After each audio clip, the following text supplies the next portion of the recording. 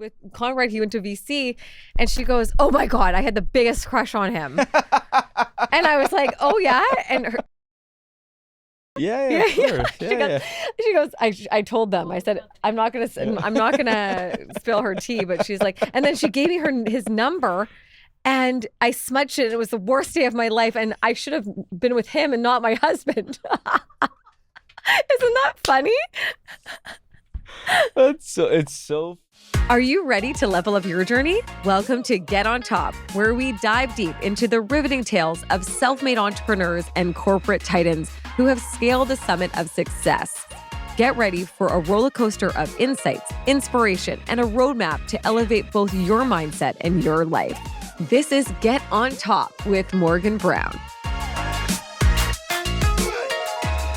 So, Konrad, welcome to Get On Top. Thank you for being here. I'm so excited to dive in. And I mean, of course, seeing you go from a VC football player, all the ladies were like, "It's Konrad," to now getting to a place where you're making so much impact, like so much impact on the esports, on the whole gaming community, on the production level. Let's just dive right into it all. But thank you for being here. Tell me a little bit about, I think the first thing what comes to mind with you is this like true athlete identity that you've had like all your life. I mean, it's something that is so ingrained in you. Tell me, like, baby Konrad, where did that come from? Or where did it start, I guess? Honestly, just my family's always been super involved in sports, but it was my dream, like, as a little kid. I wanted to be a pro athlete. And I would tell my mom every day, "I'm going to be a pro athlete. I'm going to be a pro athlete." Oh my God. And she'd obviously laugh, but she was just number one supporter. She's like, "Go do it." How young were you when you started saying that to your mom? Like elementary school. Oh my gosh. Yeah. Wow. And I'm not the biggest guy in the world either. So, yes. And then I ended up picking football, which is like the when you need to be big in. You need to be big in. Yeah, but I just obviously had some natural talent, but I think it was just like the conviction from a young age that I wanted to do it. Yeah, it's such it's not only that you did a sport, but it was such a team sport piece. Like, what was so attractive to you at that point? Like, was it the strategy behind it? Was it just being amongst the community of athletes? What was the thing that was pulling you there? It was actually interesting because I did a lot of individual sports growing up. Okay. Track and field, judo, and, it's just you and you're alone. And then getting into that environment of Vancouver College, like the community and the team, it was just like the scale was so attractive to me. And, guys were getting full ride scholarships and playing professional. They have such a great lineage at that school. It's incredible. Really I think do. that was the big draw. I was like, this is potentially a path to going to my ultimate goal of being a pro athlete. It's like such a dream to be a pro athlete and then eventually getting there. Tell me about going into UBC and like going into those teams. What did that look like for you on a kind of a regular basis? Well, I think that's like the misconception is UBC is not an easy school to get into, number one, but also the academic requirements are very stringent. And you're 24/7, 2 practices a day, 4 to 6 hours of training a day. Wow. Plus full workload with academics. It was a lot. Like, it was full on, and I was just so focused on the ultimate goal that I was just laser focused on being a pro. My gosh. That UBC kind of went by like a little bit of a flash for me. Looking back, I probably would have taken it in a little bit more because I was just so focused. I lived off campus. I just did everything just to focus on football. I think people have a misconception about like you wanting to be that pro athlete so young, getting to that place, and then like what did it take from you mentally? I think that was a big part of it that I think a lot of people are going to be listening to that want to be that pro athlete. Like, what are some tips and tricks that you did to get there? Well, simply put, like the dedication at that level was no parties, no drinking. Yeah. Going to bed at 8, 9, getting up at 5, 6. Wow. Like full on. Like I didn't do anything. Yeah. I just played football. The conditioning. Yeah, it was just nonstop. Like I was just so focused on that end goal. And then you got there, which is amazing. And walking into that space, obviously you kind of going from being in that university space to obviously playing for the CFL. Did you feel like you accomplished it? Like when you got there, were you like, I can breathe? Or was it like, I have to maintain myself to get here? Once again, going back to that original point of, I don't think I gave myself enough time to really like absorb the moment and realize how special it was. I was just still so focused on day to day. Yeah, winning and getting to that space and showing up. Yeah, but it was such a cool experience. Like I was young, I was 20 years old. Wow. And walking in, funny story is, I'm a huge Notre Dame fan, like the college. Mm-hmm. And I used to watch a guy named Jarius Jackson. Okay. I literally had his poster in my room. I walk in the door and he's there. Oh my God. He's my teammate, right? Are you? I know this is. And I'm like, hi. Hey Jarius, I had your poster on the wall, and he's laughing. He's like, we're teammates now. Let's go. Whoa. So it was super cool. Like the guys were amazing. Guys like Giroy Simon and Jarius, like unbelievable professionals, but they just made you feel so welcome. It was awesome. It's such an interesting thing, like for a lot of people, when they're trying to dreaming and they're going to that level, even for my own self, I always knew I was going to be an entrepreneur. I always knew I was going to own companies. I totally believe in that complete like focus, but also like that huge manifestation. Yeah. Right? Like what you're saying to me is like, I just walked into something I kind of already saw. Yeah. Like, do you feel that too? Or do you feel like you kind of had to visualize like to that level? Yeah, like you struck a chord with me for sure. That's me in a nutshell. I do that with everything. Yeah. I place myself in those rooms around those people like way before, 5-10 years before, even with business. Right. But with sports specifically, I was already there. It was just a journey to get there. Oh my gosh. So I'm a huge believer in that. In the manifestation world. I'm really happy you said that because I think you kind of get to that point where as a business owner, you forget that journey. You really are. You're trying to get to that outcome. You're trying to get to that level. In sports as well, I always say to my team, I'm like, we are athletes in our own field. And how much does that correlate into you kind of the next steps of being in that CFL position, being in that athlete position, and then what happens next? Like, what took you out of the sport, I guess? It was a little bit of a mix, but some injuries, understanding that I always loved business. I wanted to pursue things outside of football. Oh, great. And getting to the pro level is amazing. It's, childhood dream, all these kinds of things, but it is a business. Mm-hmm. And I realized that very quickly. Mm-hmm. You're getting cut, traded, moving around on rosters. You see grown men getting cut on a daily basis. They're crying, leaving the locker rooms, their families. I know. It's a lot. And specifically football is the most overcoached, overanalyzed sport in the world. Mm-hmm. So imagine going to work every day and someone has a camera on you. Oh my gosh. And they review it every day, right? So like one mess up. Yeah, a lot of pressure. Oh yeah. What is like that? What's that piece of advice of like handling that pressure in that athlete position? I think like obviously you're so much scrutiny. Yeah. Like I think every day you go through it, but as an athlete, do you just kind of zone out and just focus on your own space? Well, specifically my position, you lose almost every play. Oh my God. So it's a personality type too, specifically in my position. Mm-hmm. But I think all the really strong players have that kind of natural ability to just forget and next play. Yeah. That's what all the coaches would always say, just next play, next play, next play. Yeah. Yeah, you build up such a resilience to it, I think. Okay, so that happens, and then COVID, I guess it would be like later on. Yeah. What was the next step for you?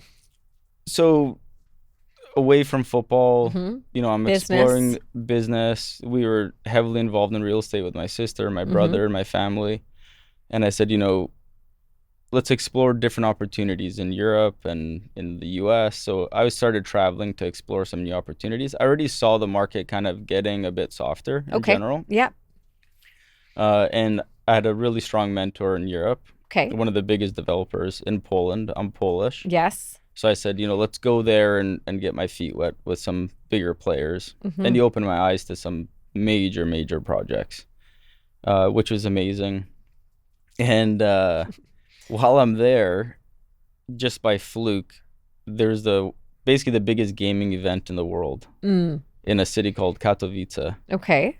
And I was like, okay. What's this about, right? Yeah. He's like, well, I got free tickets. Let's go check it out. I show up. I'm doing my research. Intel just invested 100 million into this, big spectacle.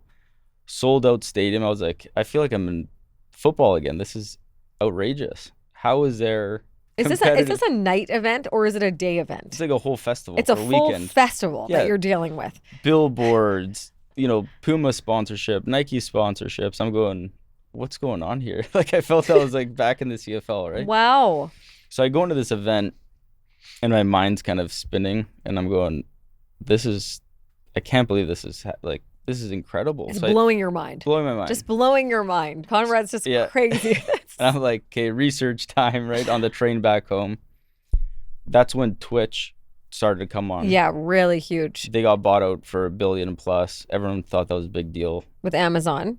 I'm sure they probably would have held on because it's probably worth that was a bad 100 times that now. I know.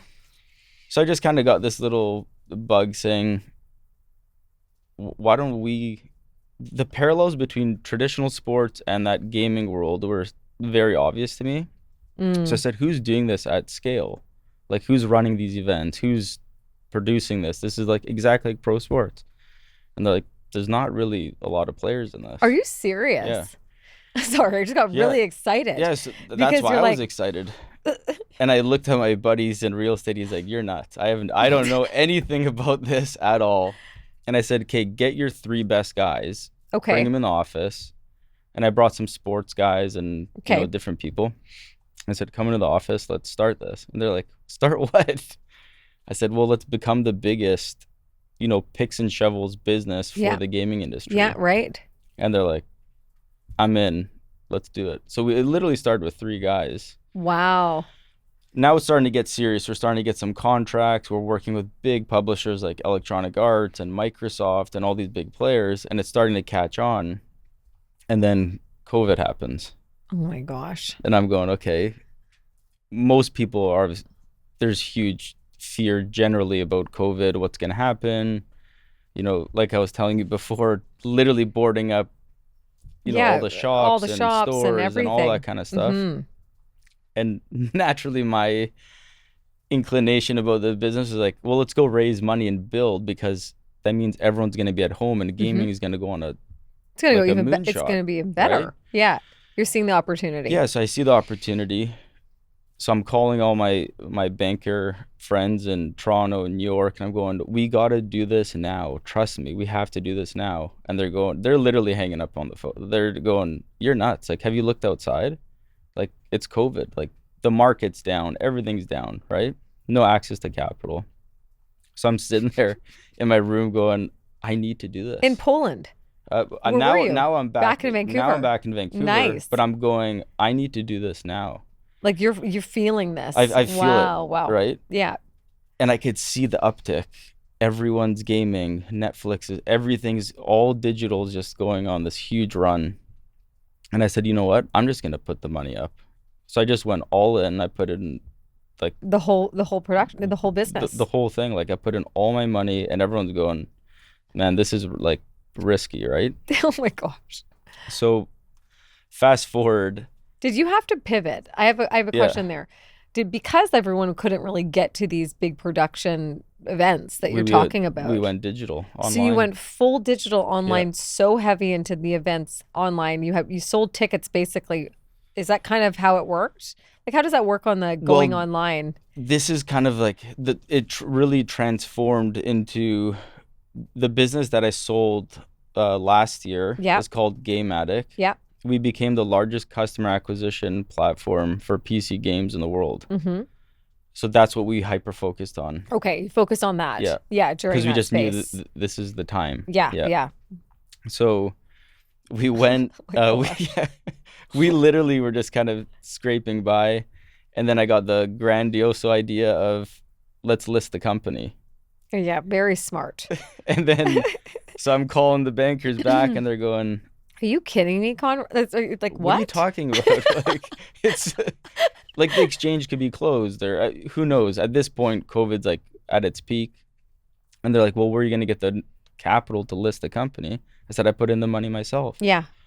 And they're like, okay. And then, which is just like, I think for people that are listening, most people are, unless, I think the only reason why you probably did that, I'm guessing, is because you had such a strong feeling on it. But a majority of people, most business owners, people that are, everyone knows that you're usually working with other people's money, right? At that absolutely. level. Yeah, absolutely. How comfortable were you at that position to be like, I'm going to raise it, I'm going to do it all myself? Were you, nothing that even came through your mind, you just went for it? Yeah, it's just, that's kind of my personality in general. Like if I'm doing it, I'm doing it and I'm going to get it across the line. And I think that conviction started to get recognized by some of these outside investors. Are going, holy smokes, he just put in his money. Maybe I'll put in a little bit. Okay. Amazing. So then we go and I say, we're going to list. We go through the whole process and, you know, my gut feeling was right. And it went on this absolutely parabolic run. And the company's done hundreds of millions in revenue. It's amazing. You know, we were able to sell the company. Yeah. It was just the perfect storm. The timing was there.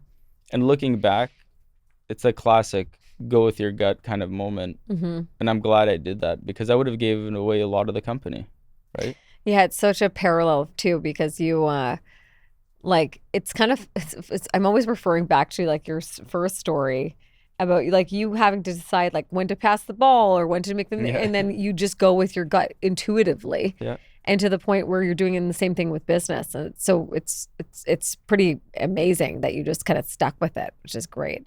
So since then, like obviously tell us where the company now is. Like what does it look like on an overall arching piece? Because now you have another acquisition that just happened.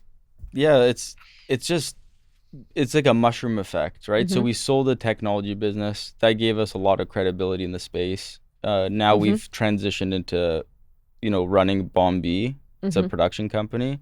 It's probably a top 3 production companies in the world for gaming specifically. And that's scaling rapidly. And now I could dive back into a little bit of my passion of doing some traditional sports. So it's been a ton of fun. But being a part of that ecosystem allowed me to invest in dozens of different companies. Yeah, great. Outside of gaming, you know, AI related or quantum and big data and, you know, all these amazing opportunities, you know, mushroomed from that original thought, right? Yeah, and the connection for it. I think I've watched like 1 or 2 esports gaming documentaries. And what was so profound is just the amount of users, the amount of players, the amount of the audience that's coming into it. But also the fact that these gamers, and this is where that discount of these athletes are, they're like athletes. Like these guys are, they have like full on training facilities. Yes. The prize pools are in the tens of millions of dollars. Yes. Yeah. You know, big groups are pouring in incredible amounts of capital. Like the Saudi investment fund, I saw that. PIF, they just did a 40 billion investment into gaming by and large. We work with them a lot. They're one of our biggest clients. Yeah. It just shows you the scale and the viewership. It's surpassed all traditional sports. Yeah, it's Super Bowl, you know, NBA finals. It's bigger. You know what the biggest transition is that I've noticed is I think for so long, the traditional athletes kind of looked at it like, this is nothing. And now they're starting to really consider it. Like, are you seeing that too? Or is it just... I'll take it a step further. Okay. My generation, we played video games in our downtime just for something to do. The new kids that are getting drafted into the NFL or NBA, they're all gamers. They stream, they're playing. Some of them are even like quasi pro gamers themselves. Wow. Like it's huge. It's huge. And I was at a friend's house and they are lawyers and they had a whole gaming thing built out in their house. And I was like, okay, this is nice. I'm like, I could get used to this. But it is one of those ones where I don't think it can be open to not just athletes, but to the whole general public, right? And I'm like, do you play? And it's interesting to see what they're playing too. This is one thing I wanted to ask you about. Like, obviously, there's tons of games, like League of, what is it? League of Legends. League of Legends, like a lot of those ones that I was researching. I don't play, but I just had to get in there. A lot of your business is also managing the audience for that, right? How do you guys dissect that, like with the team? I'm just so interested on that side of it. Well, it's now without COVID, there's a lot of live events. And we specialize on a lot of the big live events. So it's it's literally A to Z, from literally building out the stage and the lighting and all the kind of the glitz and glam of the event. But on the back end, it's curating all of the live streaming, the data and gameplay. Wow. All the interaction, right, with the actual live event and what's happening internally with the game. I feel like you watching some of the videos, like, I mean, I got to go to one. First of all, you're making me come. Yeah. I'm going. But I just love the hype behind it. Oh, it's incredible. It's like, it's international. Like, I think that's what people are like not taking in, is that there's these teams that are of like brothers and friends that are coming in and they're like, the pool is like $8 million to win. It's wild. And I'm like, why am I not there? What am I doing? I'm like, what am I doing? Yeah. But just watching people and having so much conviction, it must make you feel something as an athlete too, right? Because you're like, no, it's cool. This audience is like the same thing. Yeah. But it's a younger generation. Younger generation, but to your point, we just did a show in Japan. We've done stuff all over the world.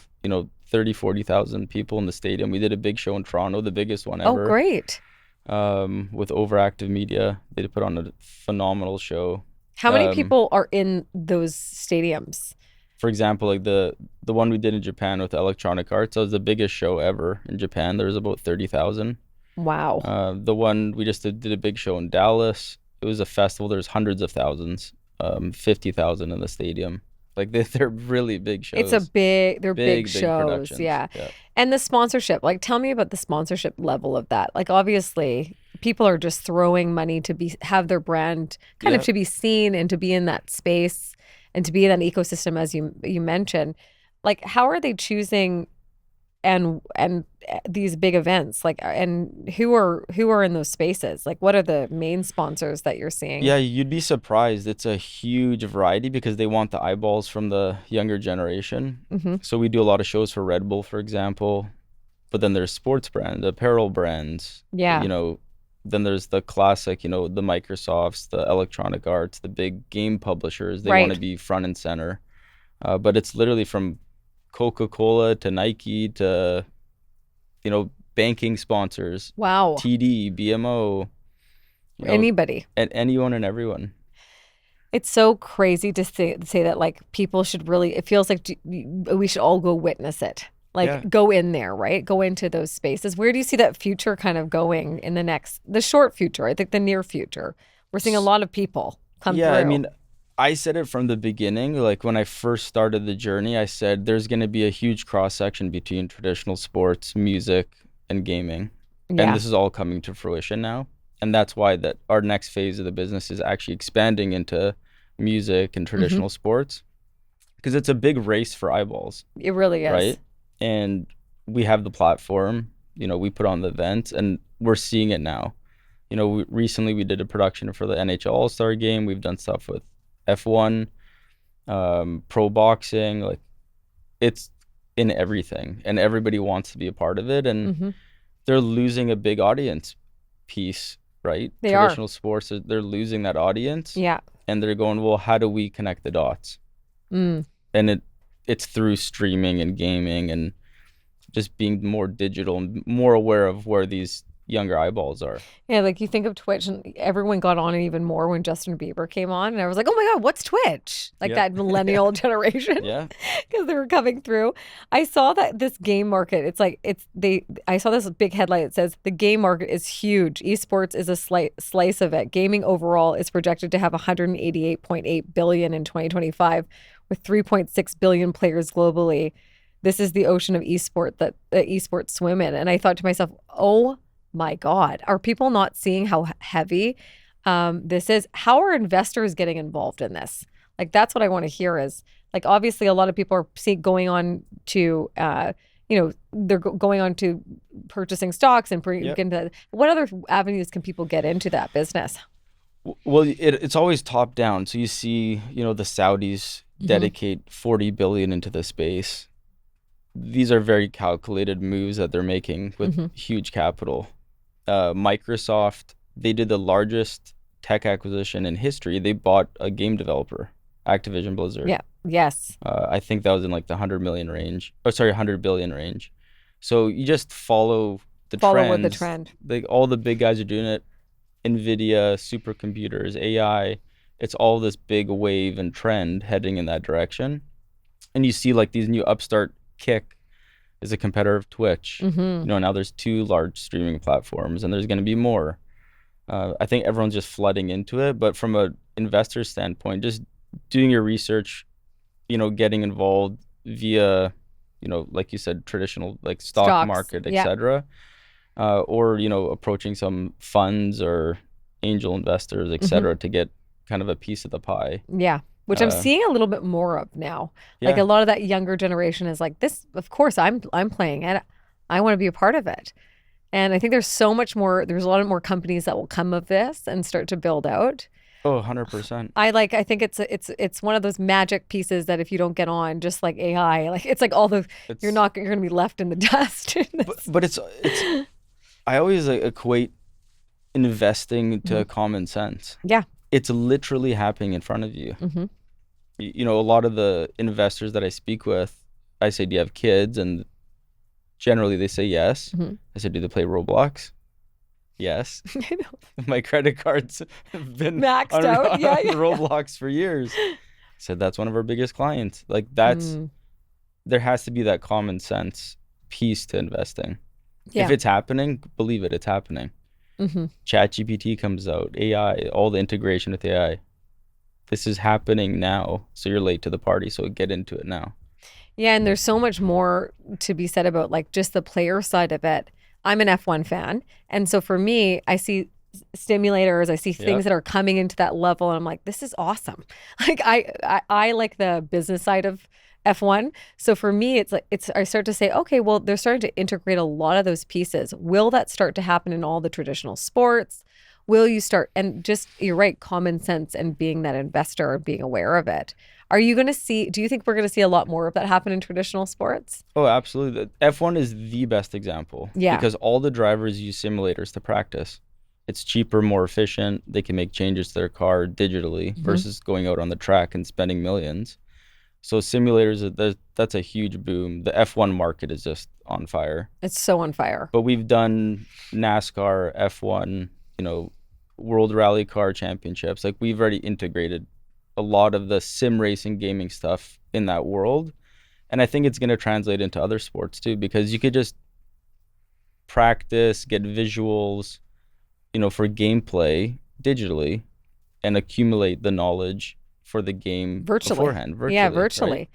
Yeah. So I think it's inevitable. They're already doing it. It's huge in the NFL. One of my former teammates actually started a really cool company where they have like the visual VR goggles, and they're taking mental reps with the VR goggles to see different scenarios, things of that nature. So it's exciting. It's 100% already there. Yeah. It's ready to go. Yeah.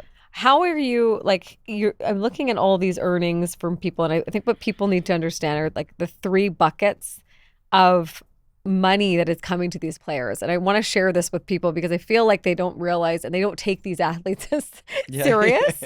I'm like, these guys are making salary, then they're making prize money, then they're making sponsorship. Yeah. And it really creates something. What is that like? How is it like a regular athlete where they have a very slim time to be that athlete? Like how long can they go for, I guess? Yeah, no, it actually is a small window, Mm. typically a few years, but there's so much more to it now. Now they could become streamers, right? Influencers, and Wow. then they just do it casually and make even more money.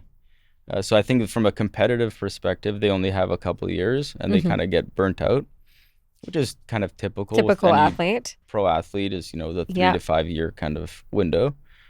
So it's very similar.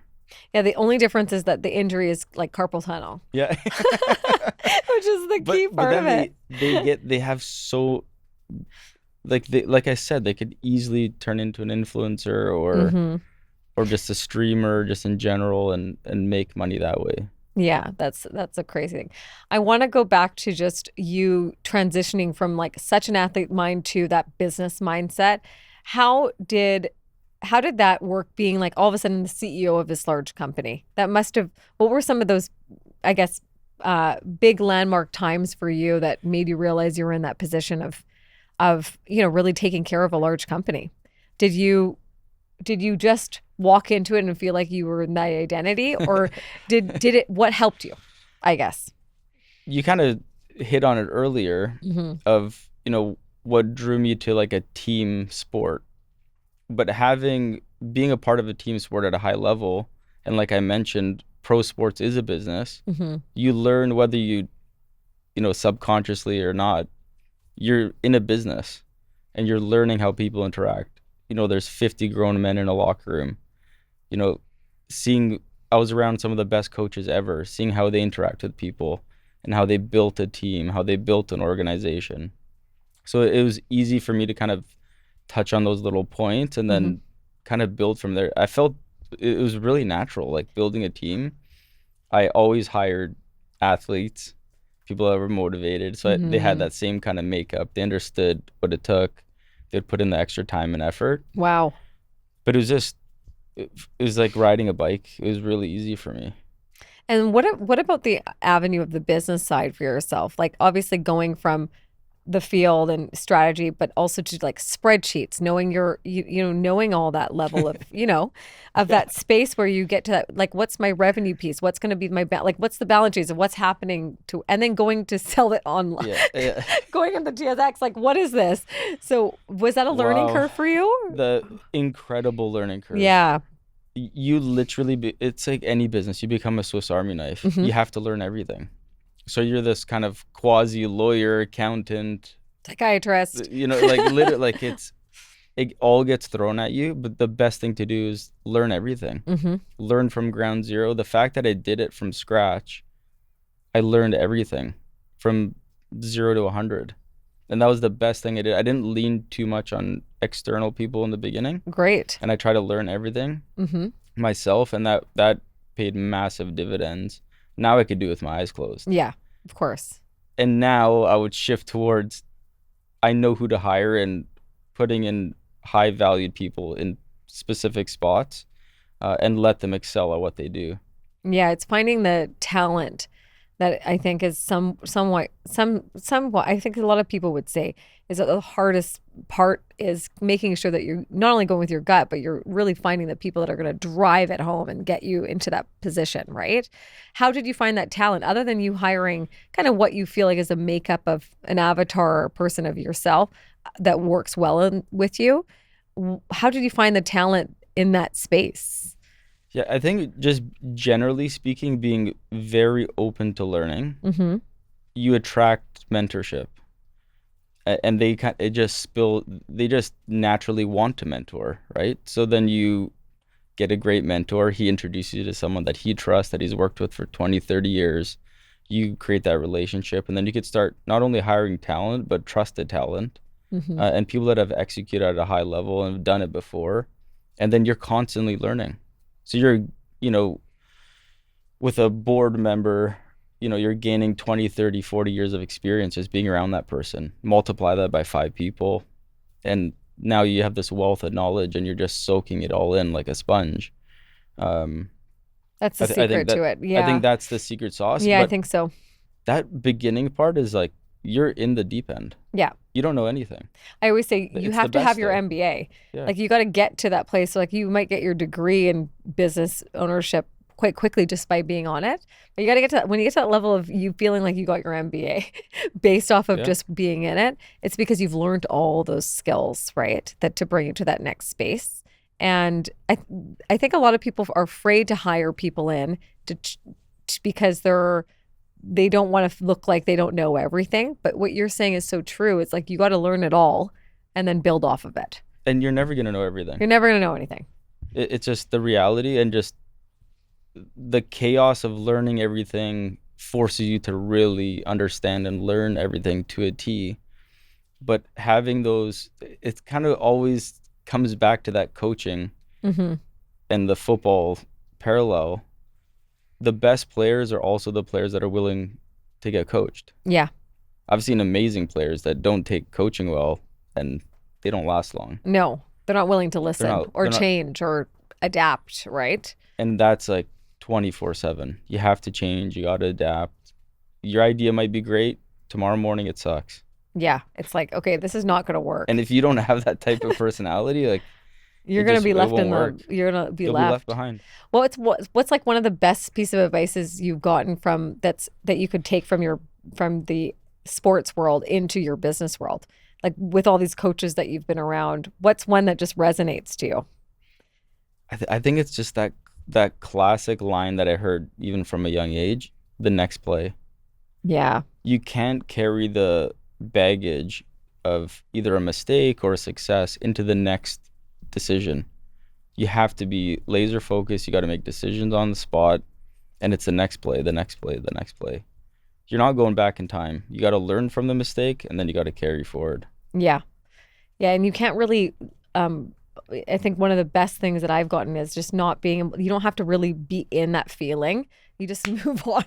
You don't really get pushed into it. Yeah. Because you can't get emotional about it. You just move on very quickly. And the ups and downs in business are crazy. Constant. Yeah. And they're never going away. No. And the highs and lows, everything in between, you got to just go. Yeah, that's so true. Yeah, and adapt as much as you can. Do you feel like because you're in so many places, like, you know, of course, Vancouver's home to you, you are kind of moving into different directions or different places to go visit different partners and stuff. Do you feel like there's a huge opportunity for Canada at all to get behind this?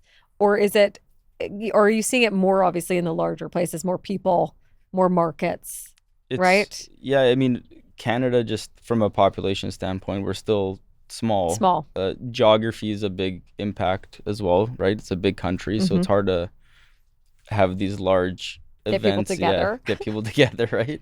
But if Taylor Swift could do it, you could. Yeah. But you're seeing it. I think, once again, my personality, I'm always going to chase the bigger market. Yeah. You know, I spend a lot of my time in New York and Toronto. That's where I see myself. That's where I see these big events. And that's why they are the epicenters of all these large events, right? Do you feel like you're now with what you guys have done so much on the company side? Tell me a little bit about the acquisition side. How did you find these partners to come in? Like, where did that just come from? Great hunting or word of mouth or great relationships over time? Where did it come from for you on your side of it? We have a whole team, right? M&A team, so mergers and acquisitions team. Yeah. They're constantly looking for deals. They're in conversations with dozens of companies all the time. Great. Around the clock. But the reality is it comes through the entire industry. You get to know the main players, and it kind of just happens organically from there. You know, they say, hey, have you heard of this new company? It's up and coming. Maybe you should reach out to them. Or, you know, we worked with these guys in the past. They're a great team. Go look at them, right? Because ultimately for us, my biggest thing for any deal is the people. So we buy companies, but the reality is we buy the team. Yeah, the people with that's it. the most important for us. Of course. Yeah. Yeah, and there's a lot of that where people are not seeing that talent and they're not looking at it. And that moment of you spending that time with that partner is so important to see those people. You're with Because him I've seen it, it's 24/7. like not great. You're with him 24/7, and it's so great. Well, I mean, your journey is you should be so proud of it. I mean, and also it's just starting, it feels like, which is so exciting. Give that person that's thinking of, that's maybe a pro athlete and or that's in the business that wants to go into business generally. One piece of advice that you can share of your wisdom to the last little bit. Yeah, I think circling back to just that positivity and the manifestation of what you want to do, and then going and just doing it. Mm-hmm. I think a lot of people just don't take that leap of faith, trusting yourself, whether it's putting in your own capital or just literally just doing it. It could be as small as opening up that first company yourself, incorporating your first company, step number one, and then you just go. I think that's people, they're generally speaking hesitant to try something new, or, oh, I wish I did this or did that. Just do it. Yeah, there's so Literally. much fear, But for people. I'm like, there's so much fear and doubt, but the reality is, if you don't do it, you're never going to do it. You have to just go. And it sounds so simple, but it's so but true. that's what it is. That's all it is. It's so true. It's like, just get that one foot in front of the other. I think a lot of people take too much time to think about it. And you're going to fail. And you're going to fail hundreds of times or thousands of times. It's the classic Michael Jordan analogy. I missed 20,000 shots, but everybody remembers his, X amount of championship rings. Yeah, exactly. Right? And that's what it is. You're going to fail a lot more than you're going to succeed, but you got to just go. Yeah. And listen to what I'm taking from this is, I'm a huge compass reader on my intuition. I don't think I would have done what I've done if I wasn't like understanding where I'm at with it. Do you do anything to exercise that intuition now? Are you meditating? Are you working out regularly just to get you back into that frame? Yeah, the whole kind of concept of, manifestation or, positive thinking, I do it constantly, every single day. I'll go for a walk or a hike or even 10 minutes to myself during the day. And I'm already thinking of, what door am I walking in next? Who am I meeting next? And it's opened up doors that, it's extraordinary, working with billionaires, raising hundreds of millions of dollars. Like, these are things that I already envision myself walking in those doors. I've already sat in those rooms, so when I go there, it's not a big deal. No, you're already there. I'm already there. Oh my God, I'm so excited for people to hear this, because I think people make too much out of it. Oh, and they do. I'm like, stop it. No, you just got to do it, which is the best advice you could give anybody, which is so important. So tell me, last thing is, what's kind of the future look like for the company, for yourself? And obviously you're getting married. Yeah. You're getting married. Sorry, guys, he's off the market now. No more smudged pieces. Tell me, obviously you're getting married. That's a start a family, possibly. Yeah. But what about just on the business side of things? Business side is to explore what new door I could walk into. Nice. So I want to go to New York and play in the big pond, the tier one of the entire market, the financial hub of the world. Like, I want to go and experience that at the highest level and say that I've done it. Amazing. And I've already been there, and I'm working on it, but that's kind of the main push, is just, how far can this go, and who else can I meet, and where does it go from here? I think that's excitement. That's a lot of excitement. Yeah, there's so much growth there, and I'm going to be cheering you on from here, or I'll come see you. Yes. Sounds good. Thank you, Konrad, for being on Get On Top. We'll talk very soon. Awesome. Thank you.